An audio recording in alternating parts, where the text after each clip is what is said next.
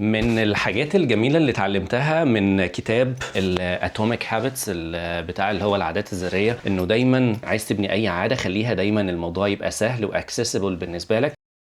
وبرضو انا لسه في مرحله ان انا بحب ان انا اعمل كل حاجه بنفسي، علشان ده بيخليني انا اتعلم ابقى انا فاهم كل حاجه. حتى بعد كده لو انا حبيت ان انا يبقى في حد شغال معايا بيعمل اديتنج وبيعمل الحاجات دي. البتاع ده زي جهاز كده اتاري عليه كل اللعب بتاعه الاتاري بتاعه زمان، وخطير بصراحه، وعليه تلات ارباع اللعب يعني.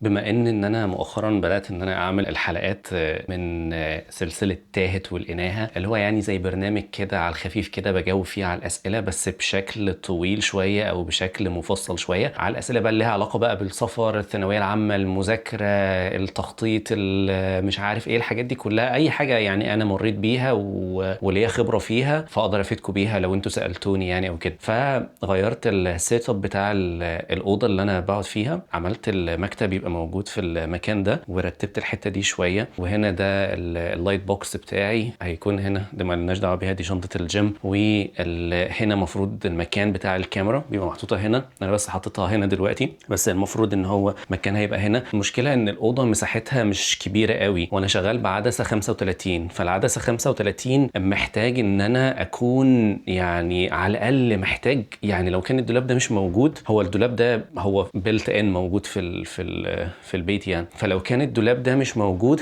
كانت الاوضه هتبقى زي الفل، ان انا كان الكاميرا هتبقى موجوده جوه في الزاويه خالص هناك، ويا دوب هتبقى عامله لي بلور للخلفيه عندي هنا، وفي نفس الوقت المسافه يا دوب هتبقى مبينه من عند وسطي لحد فوق راسي كده بشويه، اللي هو يعني المطلوب يعني كان كحد، اي حد يعني لو انتوا شفتوا اي فيديوز لاي حد بيعمل اي محتوى كبرنامج يعني وقاعد وكده، بيبقى فيه مثلا في جزء مثلا فوق راسه، جزء مسافه صغير، وعشان تبقى حتى النسب تبقى او عينك تبقى مرتاحه وانت بتتفرج يعني. فده لسه ما صورتش بيه اي حاجه، بس انا عملته كده يعني. فخلينا نبقى نشوف الدنيا هتكون عامله ازاي بالسيت اب الجديد اللي انا عملته. وانا مش عارف برضو، لان انا في الغالب معظم الوقت اللي بصور فيه الحاجات دي بتكون بالليل، فاللايت بوكس المفروض ان هو ايه، مش عارف بقى يعني، المفروض اللايت بوكس هتبقى هنا والكاميرا هتبقى هنا، لسه مش متاكد الكلام ده هيبقى صح ولا مش صح يعني، بس هنجرب يعني، هنجرب وهنشوف يعني. هو السيت اب اللي فات ما كانش اصلا احسن حاجه، فمش فارقه.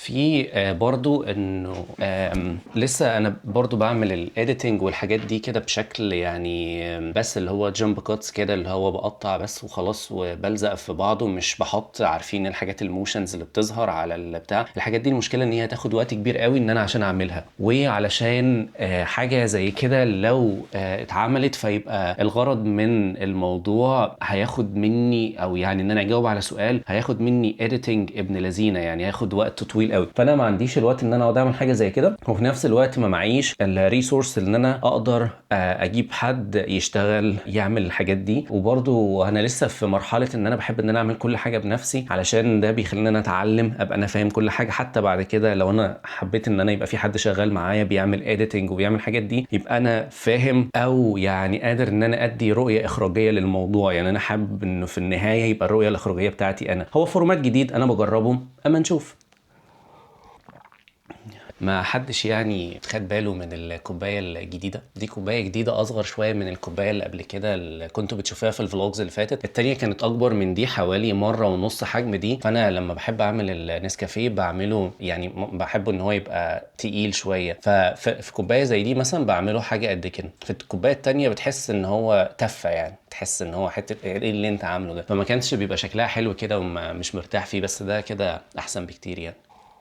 طيب دلوقتي بفكر ان انا هروح الجيم شويه. الساعه دلوقتي كام؟ الساعه 11 ونص، فنروح نعمل لنا كده تمرينه كده ساعه كده على الخفيف. بس اجابه لسؤال كان في روان سالت سؤال في الكومنتس انه على الفلوج اللي فات، او يعني على الفلوج يعني من في الغالب مش عارف ده هيبقى الفلوج الكام يعني، بس يعني على احد الفلوجات يعني تقريبا رقم 60، ايه التمرين اللي انا بعمله في الجيم. لحد دلوقتي التمرين اللي انا بعمله في الجيم ان انا بمشي وبجري، بس ده اللي انا بعمله. الهدف بتاعي من التمرين ان انا عايز اقوي الريزيستنس عندي، ان انا يبقى عندي قوه تحمل اكبر، لانه انا راجل بشتغل طوارئ. حوالي 80% من الوقت بتاعي انا بكون بتحرك في اون فلور، يعني عامل زي الدبانه في المكان. فالموضوع ده بيبقى مجهد قوي بالنسبه لي، فانا محتاج ان انا يبقى عندي لياقه اكبر وبعمل كارديو اكتر، بحيث ان هو يخليني ان انا عندي القدره ان انا اكمل الشيفت بتاعي سواء من 8 ساعات او 12 ساعه او ايا كان، اقدر ان انا اكمله لحد الاخر. فحاليا انا مش شايف ان انا محتاج ان انا اعمل اوزان او كده. انا يعني جسمي مش بلقي يعني ان انا هعمل اوزان، ومش ده هدفي بصراحه ان انا اعمل حاجه زي كده حاليا يعني في الفتره الحاليه. بس هدفي ان انا يبقى عندي اللياقه ان انا تقدر تخليني ان انا اكمل الشيفت بتاعي بدون اي تعب وارهاق، او يعني على الاقل يعني يبقى الارهاق متاخر شويه في نهايه البتاع. لان زي ما قلت لكم 80% من الوقت ممكن انا بكون واقف على رجلي، فالموضوع بيبقى متعب يعني ان ما كانش اكتر كمان من كده. فالمشي الكتير لمده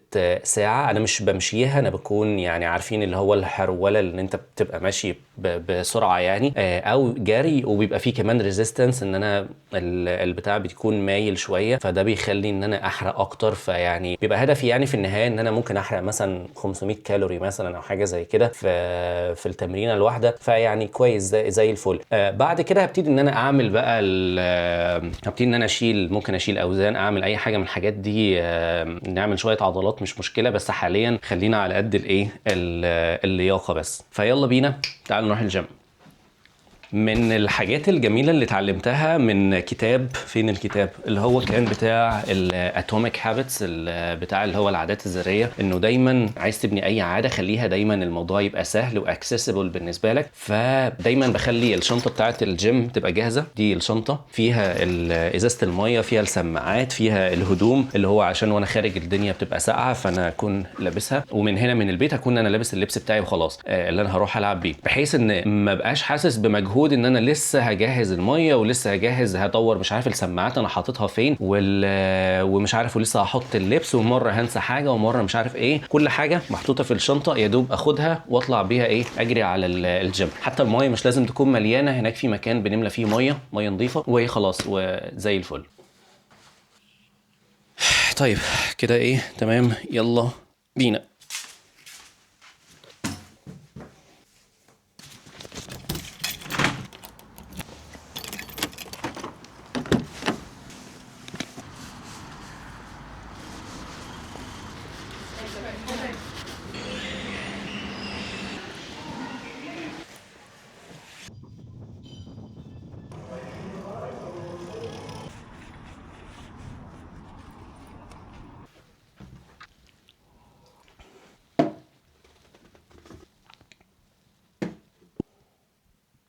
بصوا اللوحة دي عايز اعلقها في المكان ده، بحيث ان هي تكون في السيت اب بتاعي. عايز اخلي الركن ده يكون السيت اب اللي هعمل فيه الفيديوز. فبفكر ان اللوحة دي تبقى موجودة هنا، واجيب هنا برضو حاجة تانية تبقى موجودة، بحيث ان الدنيا تبقى تمام. مش عارف، بفكر مؤقتا دلوقتي انه اسجل الفيديوهات بتاعت الاسئلة على الكاميرا اللي انا بسجل بيها دي، اسهل شوية في التعامل من الكاميرا الميرورلس دي. الكانون صعبة شوية في التعامل وفي الحاجات دي، بتصور بكواليتي احسن وكده، بس المشكلة عندي في العدسة نفسها. العدسة 35، عايز اجيب عدسة مثلا 16 ولا حاجة علشان تبقى على الاقل اقرب مني، يعني مثلا اقدر احطها في المكان ده واكون انا بصور هنا، او على الاقل مثلا تبقى هنا في المكان ده، ما بقاش انا ساعات بضطر ان انا ادخلها جوه الدولاب في الحتة دي، يعني جوه افتح الدولاب واحط حتة جوه علشان اقدر اجيب البعد بتاعي هنا. فيا اما هجيب عدسة 16، يا اما هضطر ان انا اتعامل بيها زي كده. المشكلة ان انا دفعت كتير في العدسة 35 دي، فحاليا انا اوت اوف بادجت، مش معايا بادجت كافيه ان انا اقدر ان انا اجيب العدسه التانية، فمضطر ان انا اكمل بالحاجات اللي معايا يعني. وعلى راي المثل يعني، الشاطره تغزل برجل حماره، وانا مقتنع جدا بالمثل ده. مضطر ان انا اغزل باللي معايا دلوقتي حاليا، لحد ما اللي انا بعمله ده لو في فتره من الفترات قدر ان هو يجيب لي عائد بشكل ما. لسه انا مش دارس الموضوع المفروض هيجيب لي عائد ازاي، بس انا عايز ان الفيديوز دي في فتره من الفترات تكون مثلا بتصرف على نفسها، يعني تصرف على البرودكشن بروسيس نفسها، من اول الكاميرات والايديتنج والاخراج بتاع الحاجه نفسها ازاي بتطلع وكده، الموضوع يكبر بشكل احسن بكتير ويبقى مور بروفيشنال يعني، وفي نفس الوقت برضه ما يبقاش مصطنع ويصرف على نفسه هو. يعني الهدف من اي بروجكت، اي حاجه انت بتعملها في الحياه هي عباره عن بروجكت، واي بروجكت انا مقتنع ان هو لازم يكون بيكفي نفسه من كل الجوانب. يعني لو انت بتدرس مثلا، انت في ثانويه عامه، فانت النهارده بتدفع فلوس في الدروس والكورسات والسناتر ومش عارف ايه، وبعد كده بتدخل الجامعه عشان في الاخر تتخرج تشتغل حاجه تصرف تعوض الحاجات اللي انت عملتها دي. اي مشروع بقى في حياتك بيكون بالطريقه دي. كذلك برضو مثلا بتاخد دبلومه لحاجه معينه، او بتاخد ماستر في حاجه، او دكتوراه في حاجه معينه، فبرضو الموضوع ايه، انت بتعمل كده علشان في الاخر الحاجه دي هتجيب لك عائد معين، والعائد ده في الاخر ايه، هيغطي تكاليف الحاجه اللي انت صرفتها يعني.